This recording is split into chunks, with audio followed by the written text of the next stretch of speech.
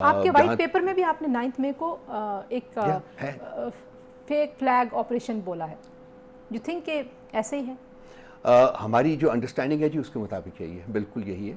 ہم نے اپنی پارٹی کے اندر لوگوں سے بات کی ہے، سارا کچھ ہم نے پارٹی نے سفر کیا بہت زیادہ. آپ دیکھیے 9 مئی کے بعد ہمارے اوپر کیا کیا ریاست کا جبر اور عذاب نازل ہوا ہے، اور وہ پارٹی جو ہے اس نے نہ صرف اس کو فیس کیا بلکہ by the grace of God ایک اسٹرانگر پارٹی کے طور کے اوپر ایمرج کیا ہے. اچھا، مئی سے اب ایک اور مئی آ گیا. آج ہم 3 مئی کو بات کر رہے ہیں ایک دوسرے کے ساتھ، اور کچھ سال ہو رہا ہے جی پورا سال ہو رہا ہے. وائی یہ پی ٹی آئی کے اندر سے یہ آواز کیوں آنا شروع ہوگی کہ ہم صرف اسٹیبلشمنٹ سے مذاکرات کریں گے؟ کس بات پہ مذاکرات؟ ڈیل ہے یا مذاکرات؟ شبلی فراز صاحب ڈیل بولتے ہیں، اسد کیسر صاحب مذاکرات کا لفظ بولتے ہیں.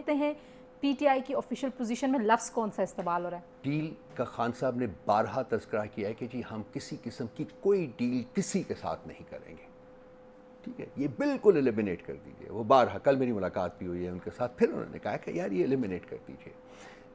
مذاکرات کے لیے ہم اوپن تھے، 1.5 سال پہلے بھی اوپن تھے. آپ کو یاد ہوگا ایک آپ نے کمیٹی خان صاحب نے بنائی تھی. اس کے بعد اب چونکہ ایک میجر ہائپ، ایک فالس قسم کا ہائپ کریٹ ہوا تھا کہ جی مذاکرات ہو رہے ہیں، ڈیل ہو رہی ہے، یہ ہو رہا ہے، وہ ہو رہا ہے. تو انہوں نے اس ہائپ کو بلنٹ کرنے کے لیے انہوں نے 3 لوگوں کو کہا ہے کہ یہ صرف لوگ وہ ہیں جو کہ انگیج کر سکتے ہیں اسٹیبلشمنٹ کے ساتھ. کس بہت امپورٹنٹ پارٹ ہے آپ کے سوال کا کہ کس کے لیے کرنا ہے. بالکل اسی بارے میں ہم بات کرنا چاہیں گے جو کہ جس کا محترم آرمی چیف صاحب نے اپنی تقریر میں ذکر کیا ہے کہ آئین کی وائلیشنز ہوتی رہی ہیں. آئین کی وائلیشن کیا مذاکرات 9 مئی پہ ہوں گے یا 8 فروری میں آ رہا تھا. میں آئین کی وائلیشنز ہوتی رہی ہیں. آئین کی وائلیشن 8 فروری کو بھی ہوئی ہے.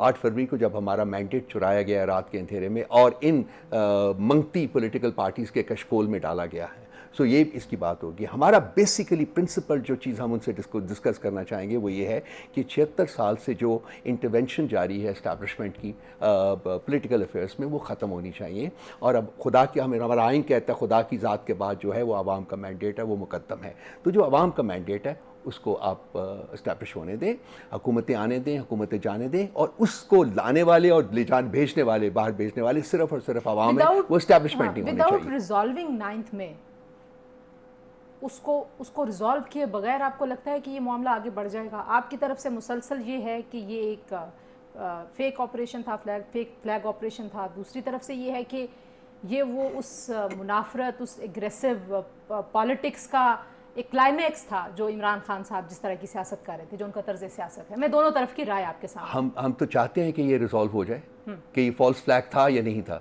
اس کو کون ریزالو کرے گا؟ یہی ہم کہتے رہے ہیں کہ ایک انڈیپینڈنٹ جوڈیشل انکوائری کروا لیجیے اور یہ ریزالو کر لینے دے کہ یہ کیا تھا، اس کی بیسس کیا تھی، کہاں شروع ہوا، کیوں ہوا، کیسے ہوا، کون اس کا رسپانسبل ہے. پھر اس کے بعد جاتا ہے آگے موو کرتا ہے کہ جی اس کو کیا سزا دینی ہے کہ نہیں دینی ہے، تو کیا سزا دینی ہے. تو اس کو پروسیس کو شروع کر دینا.